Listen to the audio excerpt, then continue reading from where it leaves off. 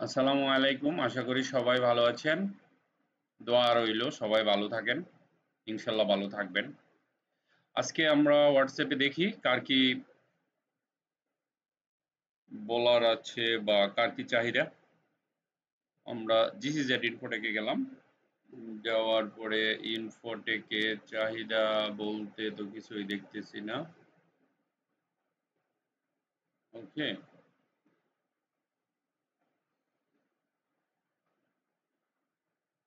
জিসিজেড okay fine. Fardin সুন্দর। ফারদিনের উপরে গিয়ে অবির স্যার ভিডিওটা দেন। আচ্ছা ঠিক আছে, দিব রে বাবা, দিব ওয়েট ওয়েট দিতেছি। ওকে, তারপরে এখানে Fardin, very good, fantastic, nice Fardin, thank you. Okay, এখন আমরা নিচের দিকে যাই। কার কি চাহিদা? আবির স্যার 53টা অ্যান্সার ভিডিও করে দিয়েন, আমি বাসায় করব। আচ্ছা স্যার এক্সেল এর ভিডিও দিন। ওকে, এক্সেল এর ভিডিও 53টা তো একসাথে দেওয়া যাবে না রে বাবা। আমি এক কাজ করি, 20টা দেই।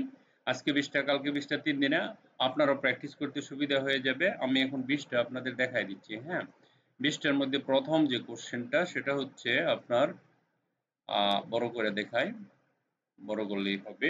ওকে, how to insert row and column, অর্থাৎ এক্সেল এর মধ্যে রো এবং কলাম কিভাবে ইনসার্ট করতে হয়। ধরেন আপনি একটা টেবিল বানাইছেন, টেবিলের ভিতরে 5টা রো আছে কিন্তু আপনার আরো 2টা রো লাগবে অথবা কলাম লাগবে, আপনি সেটা কিভাবে করবেন? Good question. Okay, how two delete rho and column, কিভাবে আমার অপ্রয়োজনীয় কিছু রো আছে, ডিলিট আছে, সেটা ডিলিট করব। এগুলি একেবারে মানে জানা থাকতেই হবে।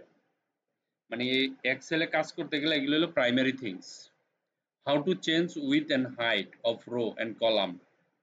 Okay, very good question. Hide or unhide? Nice.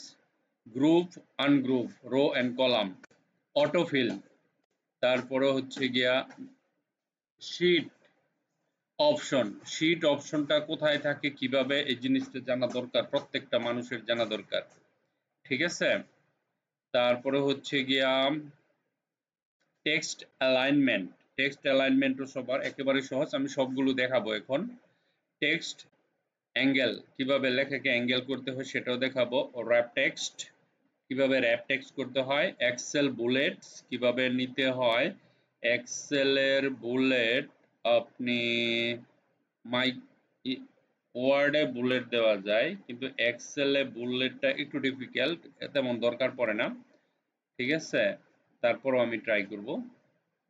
How to select black cell, black cell. Okay, how to select black cell, অর্থাৎ আপনার একটা টেবিল বা ডেটা, তার ভিতরে খালি সেল পড়ে আছে, সেগুলো আপনি কিভাবে সিলেক্ট করবেন। ঠিক আছে, তারপরে মার্জিন সেন্টার, কিভাবে মার্জিন সেন্টার করবেন।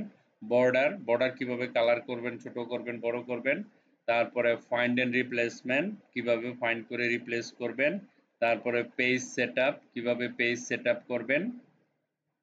ওকে, তারপরে হচ্ছে গিয়া quick access toolbar, format painter, তারপরে mini toolbar, format as a table.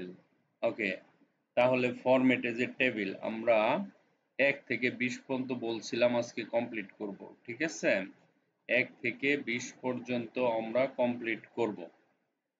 ওকে, তো এর মধ্যে সর্বপ্রথম যেটা আমরা শুরু করব একদম 1 নাম্বার থেকে।